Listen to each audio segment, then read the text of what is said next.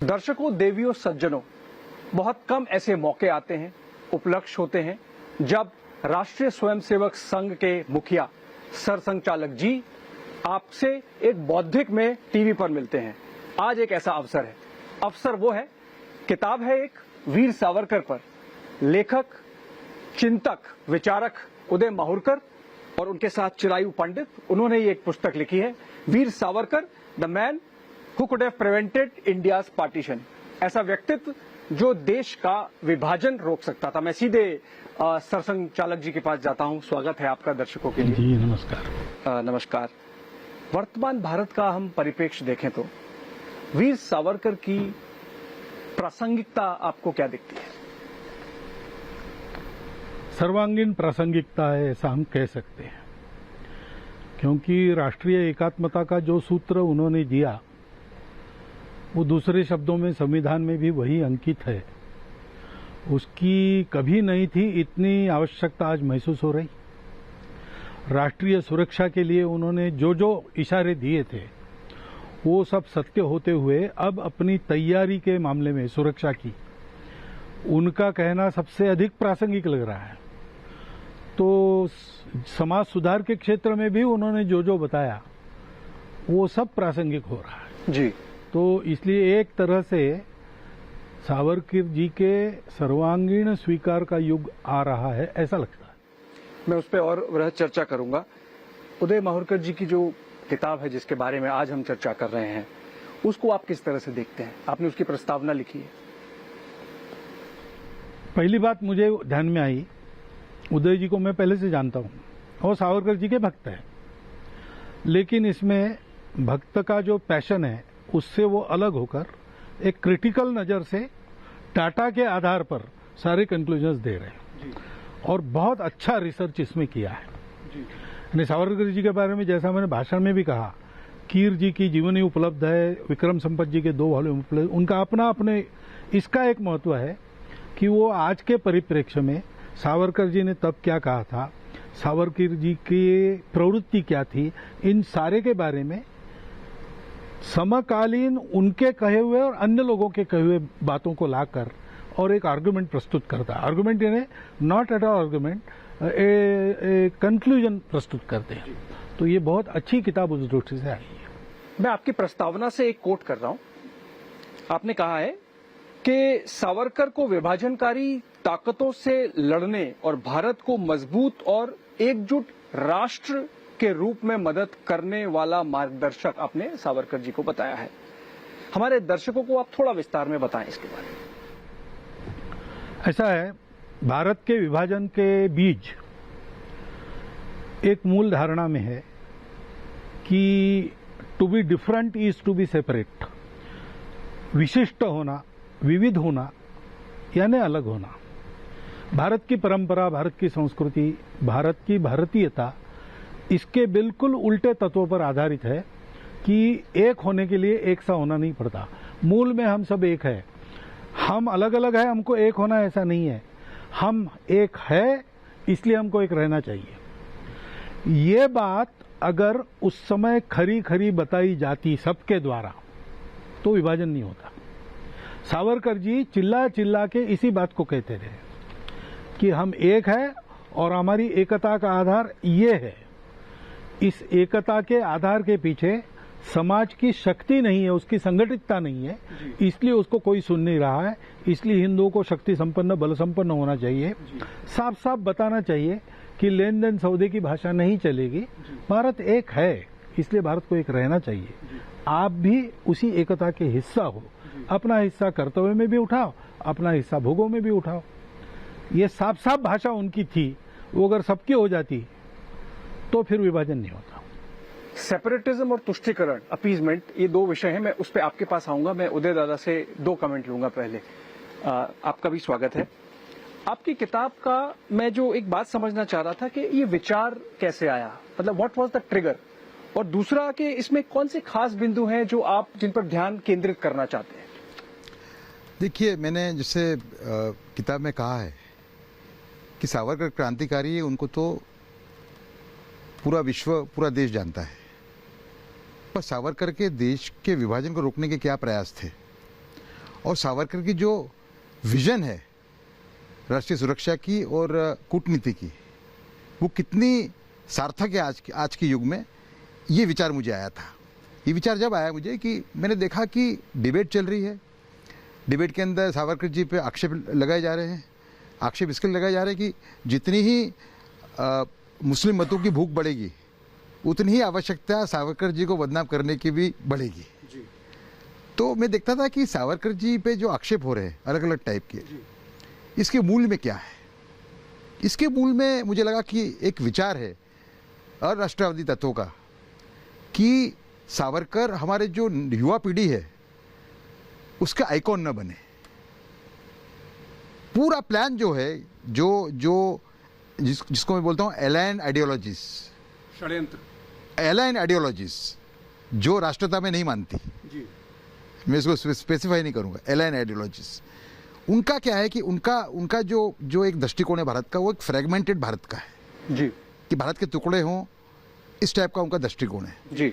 जबकि सावरकर जो हैं वो देश के अखंडता और एकता के सबसे बड़ी प्रतीक है जी। तो उनकी छवि को कैसे तोड़ना ताकि आगे की जो युवा पीढ़ी है उनको ना पकड़ ले। दूसरा कि सावरकर जी के, जैसे मैंने बताया मेरे स्पीच में आज, कि सावरकर जी के राष्ट्रवाद के अंदर सभी धर्म सभी जातियों को समान अधिकार है। तो सावरकर जी का अगर असली मैसेज पहुंचता है उनका लोगों को, तो ऐसे कुछ लोग होंगे अल्पसंख्यकों में जो ये कहेंगे कि भाई इसमें बुरी बात कोई नहीं है। एक मुसलमान मेरे दोस्त हैं, उन्होंने एक बार फ़ोन किया मुझे, एक मैंने आर्टिकल लिखा था उसमें लिखा तो उनका फ़ोन आया मुझे कि मावरकर जी हमको तो मालूम ही नहीं है। मैं आपको ना ये जो इसको आप एक्सप्लेन कर रहे हैं उसको, आपके जो चैप्टर है 2 किताब में मैं देख रहा था, उनका मुझे थोड़ा इंटरेस्टिंग लगा टॉपिक, तो उसके रेफरेंस में आप जरा बताएं। Dawn of the Savarkar era और दूसरा है Savarkarism a vision that reshapes India. तो इन दोनों के कॉन्टेक्स्ट में मुझे जरा फिर से आप बताएं। Dawn of the Savarkar era हम उसको ऐसे देखते हैं कि 370 है, 370 को हटाना, it indicates dawn of the Savarkar era. Ram Mandir के रास्ते खोलना, it is dawn of the Savarkar era, क्योंकि मुस्लिम आक्रमणकारों ने हजारों लाखों टेंपल तोड़े। उसके सामने विभाजन होने के बाद, भारत के मुसलमानों को अलग देश देने के बाद भी हम हमारा राम का मंदिर, कृष्ण का मंदिर और काशी विश्वनाथ का मंदिर नहीं बना सकते? ये कैसी विडंबना है जी। तो हम इसको dawn of the Savarkar era बोलते हैं। और सावरकरिज्म अ विजन रीशेप्स इंडिया, उसके अंदर काफ़ी चीज़ें उसके अंदर हमने उसमें सावरकर जी के विजन को रीइंटरप्रेट किया है। जैसे हमने कहा है कि भारत में ऐसे कई रोड हैं जो मुस्लिम आक्रमणकारों के नाम पे हैं, ठीक है ना। तो ऐसे आक्रमण जिन्होंने भारत हिंदुओं पे और जो लोकल पॉपुलेशन पे अत्याचार किए थे, उनके नाम पे रोड क्यों होनी चाहिए? अकबर का हम मान सकते हैं, समझे ना। हम वाजिद अली शाह के नाम पे रोड उसको मान सकते हैं, जो लखनऊ के जो नवाब थे, ठीक है ना। तो हम खिलजी, तुगलक और खास करके लोधी के नाम पे हम क्यों रोड? तो हमने विजन ये दिए कि इन रोडों का नाम जो राष्ट्रभक्त मुस्लिम हो गए उनके नाम पे देना चाहिए। तो ये एक विजन को हमने, सावरकर जी की विजन को हमने, राष्ट्रीय सुरक्षा की और राष्ट्र की विजन को उनको हमने एक तरीके से रीइंटरप्रेट किया है। मैं उस विषय पे फिर से आऊंगा। आपने एक वो अलाइड इंटरेस्ट की बात की, सरसंघ चालक जी, हिंदुत्व के खिलाफ उदय दादा ने नाम नहीं लिया, पर एक षड्यंत्र जैसा दिखता है, एक माहौल बनाया गया सावरकर जी को एक माध्यम बना के कि कोई भी हिंदुत्व के बारे में बात करे, प्रचार करे, पर एक खास धड़ा है जिसको ये उदय दादा अलाइड इंटरेस्ट कह रहे थे। मैं समझता हूं वामपंथ का बहुत वर्चस्व रहा है, एक दुष्प्रचार शुरू हो जाता है। आप उसको कैसे देखते हैं? स्वाभाविक बात है, क्योंकि तोड़ो और राज करो, ये नीति अंग्रेजों की थी, आज भी चलती है। राजनीति में बांट के ही करना पड़ता है। तो जिनके इंटरेस्ट है, स्वार्थ है, और जिनको भारत खड़ा होना नहीं चाहिए उनको भी भारत बटा रहना चाहिए, इसकी आवश्यकता है। तो जोड़ने वाली बात को दबा देना, जोड़ने वाली बात को बदनाम करना, जोड़ने वालों को विलन बनाना, ये एक इंटेलेक्चुअल टैक्टिक पहले से चली है। अंग्रेजों ने भी वही किया, उन्होंने सॉफिस्टिकेटेड वे में किया, क्योंकि उनको चुनाव वगैरह लड़ने नहीं थे। उन्होंने पाठ्यक्रम बदले, उन्होंने रिसर्च अलग तरह से करवाए। तो अभी उसका पब्लिक मैलाइनमेंट भी इसी के कारण चलता है कि लोगों के मन में भ्रम उत्पन्न हो जाए और हमारी एकता का जो सूत्र है उसको छोड़ दें, तो भारत बटा रहेगा। और राजनीतिक या अन्य स्वार्थ, देश के अंदर भी लोग हैं, देश के बाहर भी लोग हैं, उनको ये चाहिए। आपने कहा कि ये पहले से हुआ है, स्वतंत्रता संग्राम के समय से हुआ है। एक चीज मेरे ध्यान में आती है कि हम जो पाठ्यक्रम की आपने चर्चा करी, पाठ्यक्रम में जब देखते हैं तो एक वॉइड दिखता है कि जो राइट विंग जिसे कहते हैं, हमारा जो हिंदुत्व का एक हिस्सा है, दक्षिणपंथी जो विचारधारा है, वो बहुत दिखती नहीं है। सावरकर को एक वो निमित्त बना के हिंदुत्व को या उसका जो कंट्रीब्यूशन रहा स्वतंत्रता संग्राम में, उसको बिल्कुल वो साफ कर देते हैं। फैक्ट्स बाहर आएगी तो ऐसा नहीं होगा ना। कुछ थे ऐसे जो दक्षिणपंथी थे और स्वतंत्रता संग्राम दक्षिण पंथ वगैरह सारा ये बहुत बाद में आया है जी, यानी ये परिभाषा ही बाहर से आई है जी। तो राइट और लेफ्ट क्या होता है, वहां संसद में राइट और लेफ्ट कौन बोलते थे वैसा, और लेफ्ट में कम्युनिस्ट होते थे, इसलिए कम्युनिस्ट यहाँ लेफ्टिस्ट हो गए, वरना लेफ्ट और राइट का मतलब क्या है, ये परिभाषा ही अलायन है। हमारे यहाँ पर स्वतंत्रता संग्राम में सब लोगों ने भाग लिया है। मुझे पता है सांगली में एक थे, उनको काम दिया था हमारे प्रांत संघ चालक जी ने, वसंत दादा पाटिल जेल तोड़ के बाहर आएंगे 1942 में, उनको कंधे पर लेके सुरक्षित विश्राम बाग स्टेशन पर पहुंचाना, तो जंगल के रास्ते कंधे पर लेकर दौड़कर चले गए। उनको मैं 4 बार मिला हूं। मुझे पता है चिमूर आष्टी जो महाराष्ट्र में सुप्रसिद्ध कांड हुए, तो दोनों जगह स्वयंसेवक पकड़े गए। चिमूर में एक स्वयंसेवक गोलीबारी में शहीद हो गया और फांसी के तख्ते तक गए, प्रयास करके वो लौट गए। एक general amnesty second world war के बाद जो हुई उसमें वो सब लोग छोड़ गए। अन्य भी लोग थे लेकिन हमारे स्वयंसेवक भी थे। और ब्रिटिश कलेक्टर्स के उस समय के रिपोर्ट्स है जी। वो कहते हैं कि अभी ये लोग प्रकट तौर से कुछ दिखाते नहीं है, लेकिन ये जब बड़े हो जाएंगे, संघ के बारे में डिटेल सर्वे अंग्रेजों का, कितनी शाखाएं हैं, कहाँ शाखाएं हैं, एक शाखा में यूनिफॉर्म वाले स्वयंसेवक कितने हैं, कौन कौन आया, क्या बोला उसने भाषण में, पूरा उन पे पूरा, उसके आधार पर हर जिले का कलेक्टर कहता है आज ये शांत दिखते हैं, ये थोड़े बड़े हो जाएंगे ना तो ये हमारे लिए संकट खड़ा कर देंगे।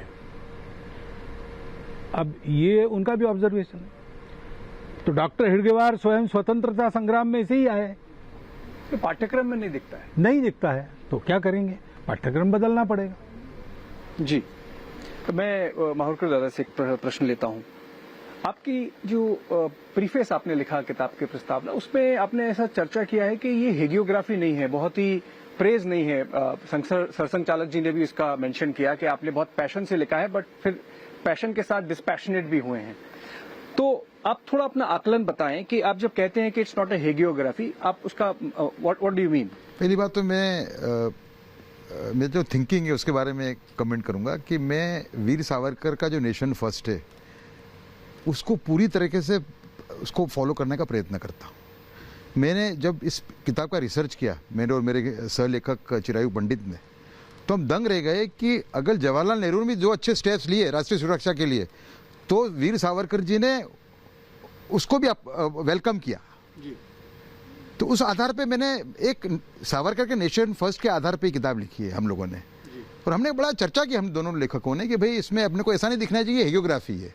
तो हमने जैसे कि एक सब सेक्शन है किताब का, वो गांधी जी और सावरकर जी की कुछ जो विचार है उनको कंपेयर करते हुए। तो हमने उसमें कहा है कि जैसे कि इकोनॉमिक पॉलिसीज हैं, तो हमने कहा है कि गांधी जी का जो इकोनॉमिक थिंकिंग था वो सुपीरियर था, और सावरकर जी का जो इकोनॉमिक थिंकिंग है वो एक मॉडर्न इकोनॉमिक थिंकिंग है जो आजकल फॉलो हो रहा है। उसको आप नेहरूवियन भी बोल सकते हो, इकोनॉमिक थिंकिंग। आप समझे ना? तो ये इस टाइप के हमने मूल्यांकन किए हुए हैं सावरकर जी के। और अगर 2 गलतियां उनकी थी तो उस पर भी हमने प्रकाश डाला है। मुझे 2-3 सवाल आपसे लेने हैं सरसंघ चालक जी, इन्हीं से जुड़े हुए। आपने कहा पाठ्यक्रम बदलना पड़ेगा।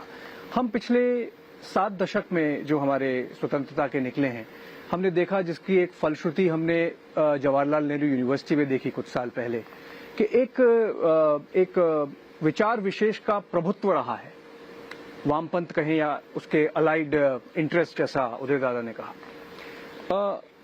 ये बुद्धिजीवियों में तो दिखाई ही है। तो उसका प्रभाव जो है, जो बाहर से आया था, वो मूल विचार जो बाहर से आया था, उसकी और जो यहाँ का मूल विचार है, उसकी जो जद्दोजहद चली है, आज हम उसको किस पड़ाव पे देखते हैं और कब हम देख पाएंगे कि जो मूल विचार है वो बाहर के विचार को उस पर विजय पाए? थोड़ा समय लगेगा, लेकिन एक तो सत्य का उदय नित्य होता है। लोग को गोबेल्स का कोटेशन देते हैं, 100 बार झूठ बोलो तो वो सत्य बन जाता है। हमारे देश में कोटेशन सत्यमेव जयते ये है, और यहाँ सबका सत्य उजागर इतिहास में हुआ है, वर्तमान में भी हो रहा है, आगे भी होगा। लेकिन अब ये जितने प्रयास पूर्वक सन 1860 से किया गया, 1860 से आप ये मानिए कि 2014 तक उसी का पुरस्कार था, तो कितने साल हो गए? 140 या ज्यादा भी। अब उसका प्रभाव जाने के लिए कुछ तो समय लगेगा, उतना ही समय लगेगा, उससे ज्यादा नहीं लगेगा। ये किसी को करना पड़ेगा ऐसा नहीं है, सत्य उजागर होता ही है। ये नहीं कहा, उदाहरण देता हूं, रशिया में ऐसे ही दबा गया, रशिया के स्वाधीन इतिहास को कम्युनिस्ट प्रभाव के अंदर। दूसरा महायुद्ध हुआ और हिटलर ने एकदम वॉर घोषित किया रशिया के खिलाफ, तो स्टालिन के पास जनता को प्रेरित करने के लिए दूसरा कुछ नहीं था, तो Peter the Great, Catherine the Great, इसके इतिहास फिर से भाषणों में आने लगे, पढ़ाने जाने लगे। यहां तक कि रशिया में जो बुद्धिस्ट वगैरह वगैरह लोग थे, उनके मठ मंदिर फिर से खड़े किए गए, सबकी प्रेरणा जगी। ऐसे होता है सत्य, परिस्थिति सत्य को उजागर करती ही है। प्रयास में भी लोग हैं, इसलिए नेचुरली जितना समय लगता उससे थोड़ा पहले होगा, ऐसा लगता है। लेकिन अब वो प्रक्रिया शुरू हो गई है, तो होगा। इस किताब में मुझे खुद जब मैंने पढ़ी तो 2-3 पहलू ऐसे लगे जो कभी ध्यान में नहीं आए। दादा ने मेंशन किया कि गांधी और सावरकर का जो संबंध था, जिसके बारे में आपने अपने प्रवचन में भी बोला। एक हम प्रक्रिया कुछ समय से देख रहे हैं, या एक ऐसा विचार आता है कि गांधी हूं, सरदार पटेल हूं, इस पुस्तक में भगत सिंह और सावरकर के संबंधों के बारे में है, सावरकर और बाबा साहेब के संबंधों के बारे में है। तो एक उसको इस तरह से सामने रखा जाता है कि ये कोशिश की जा रही है दक्षिण पंथ के द्वारा कि ये जो सर्वमान्य जो हमारे महापुरुष थे उनको अपने में दिखाया जाए। उल्टा है, ये कोशिश की गई है कि महापुरुषों को बांट दिया जाए। ये महापुरुष इतने हाइट के लोग थे सब, और इतनी गहराई के लोग थे कि मतभेदों को लेकर मन में तिरस्कार, द्वेष, शत्रुता पालने वाले ये लोग नहीं थे। अत्यंत उदार मानसिकता वाले और प्रजातांत्रिक मानसिकता वाले लोग थे। तो मतों का विरोध हो सकता है, लेकिन मत रखने वाले का सम्मान होता था। उसके चलते अब डॉक्टर बाबा साहब आम्बेडकर हमारे वर्ग में आके भोजन करके गए हैं, हमारे कार्यक्रम के समारोह में रहे हैं, उनके डॉक्टर एडवर्ड्स का साथ परिचय था, गुरुजी के साथ परिचय था, सावरकर जी के बारे में उनका मत बहुत आदर करते थे वो सावरकर जी का। सावरकर जी भी उनको देखते थे, उन्होंने दीक्षा परिवर्तन किया। तो गुरुजी का संदेश है कि शंकराचार्य की बुद्धि और बुद्ध का हृदय लेकर कोई महापुरुष आए, ऐसा विवेकानंद चाहते थे। डॉक्टर बाबा साहब अम्बेडकर में मुझे वो संगम दिखता है, यानी वो हम हिंदू नहीं है ऐसा करने जा रहे थे। उस पर गुरुजी का ये संदेश है। सावरकर जी ने भी उनको समझ लिया, और एक उनके बहुत परम स्नेही थे, संत थे गाडगे महाराज, उन्होंने भी उनका विरोध नहीं किया। ये सब हिंदुत्ववादी थे। तो ये संबंध रहते थे, एक दूसरे की बात समझते थे। मतों में अलग था तो उसमें वो परहेज नहीं करते थे साफ साफ बताने का, लेकिन इसका मतलब उनकी दुश्मनी थी वगैरह ये आज के लेवल की जो राजनीतिक नेताओं की चलती है वैसा उस समय नहीं था। और ये बहुत अभी स्वतंत्रता के बाद तक, जब तक ये tall and deep personalities were alive, ऐसा था। आपने कहा महापुरुषों को थोड़ा विभाजन करने की कोशिश की और खासतौर से सावरकर का जो डिमोनाइजेशन जिसे कहें एक हुआ, उसका एक पहलू ये है कि जो किताब में भी आता है कि कुछ विषयों को छोड़ दें तो शायद आरएसएस और सावरकर में भी मतभेद थे। ऐसा सच में था या ये भी एक परिकल्पना है या षड्यंत्र है? सावरकर जी पॉलिटिक्स में थे, संघ पॉलिटिक्स से बाहर रहा है। डॉक्टर एडगर और सावरकर जी के बहुत अच्छे संबंध थे। सावरकर जी के बड़े भाई वो संघ के विस्तार में बहुत सहायक थे। मतभेद क्या होंगे? मतभेद नहीं हो सकते, छोटी छोटी डिटेल्स की बातें रहती है। जैसे संघ के स्वयंसेवकों को समाज को जोड़ना है तो भाई चुनाव वुनाव की झंझट में ज्यादा मत पड़ो। सावरकर जी को पॉलिटिक्स में रहना है तो चुनाव तो लड़ना ही है उनको, और स्वयंसेवक अलग रहेंगे तो कभी लगेगा कि हिंदू विचार के लोग हैं आप नहीं लगेंगे तो कैसा होगा, ऐसे कुछ कहा होगा उन्होंने, पता नहीं। लेकिन संघ में तो कभी, मैं बचपन से हूं, मैंने कभी भी सावरकर जी के बारे में एक अनुदार शब्द नहीं, उल्टा ये जो मैंने कविताएं वगैरह बताए हम कंठस्थ करते थे जी। शाखा में इसको सांघिक गाते थे, हम अभी भी गाते हैं। अपने किताब के अंदर इसका बहुत अच्छा एक उदाहरण है जो कहीं मिलता नहीं है। उसकी उन्होंने जो भाषा प्रयोग किया है एकदम पौराणिक है। मैं उसका मैं अर्थघटन करूं तो सावरकर जी ने 1939 में कहा था कि संघ ऐसा एक वटवृक्ष बनेगा कि जो संकट के समय में पूरे देश को प्रोटेक्ट करेगा, पूरे देश की रक्षा करेगा।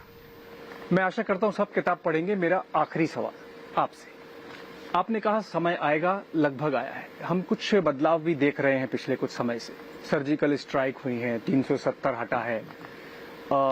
आपको लगता है आज की देश की जो दिशा स्थिति है वो बिल्कुल ठीक रास्ते पर चल रही है और सावरकर विचार को इम्प्लीमेंट करके राष्ट्र हित में और भारत को पूरे विश्व में जो जगह मिलनी चाहिए उस तरफ ले जा रही है? बहुत कुछ ऐसा है ही, लेकिन दो बातें होती है। एक चलती है व्यवस्था, दूसरी चलती है नीति। तो नीति का मतलब वो नीति नहीं, व्यवस्था जिस नीति पर चलती है वो नीति नहीं, समाज की नीति। तो ये जैसा चल रहा है नीतिगत, जैसे 370 हटाना, कायदे से सारा करके प्रोसीजर वगैरह हट गया, वो 370 हटने से लाभ होता है ये अनुभव देने का भी प्रयास चल रहा है। राम मंदिर ये अपने स्वत्व का प्रश्न है, कोई पूजा का प्रश्न नहीं है। सुप्रीम कोर्ट ने प्रोसीजरली उसका निर्णय दिया, कोई किसी ने कराया नहीं है। वो सुप्रीम कोर्ट ने सारा विचार करके इतना लंबा डिलीबरेशन करके अब निर्णय दे दिया। अब ये जो बातें होती है वो तो एक दिशा में जा ही रही, साथ साथ समाज को पॉलिसी वगैरह का विचार तो सरकार के लोग करेंगे, समाज को भी थोड़ा बहुत करना ही पड़ता है। लेकिन सावरकर जी की जो देशभक्ति है, अनअलॉयड पेट्रियोटिज्म, सौदा नहीं, देश हमें देता है सब कुछ, हम भी तो कुछ देना सीखे, लेकिन देश हमें नहीं देता है तो भी हमको देना है, ऐसा उनका था। तो हम इस देश में सौदे के आधार पर नहीं जुड़े हैं, हम इस देश के साथ एकात्म हैं, ऐसा अनअलॉयड पेट्रियोटिज्म। और इस विचार के साथ जीने में कष्ट आता है तो किसी भी हद तक जाकर उसको सहन करेंगे, किसी भी हद तक जाकर त्याग करेंगे, ये तैयारी इसको भी बढ़ाना पड़ेगा।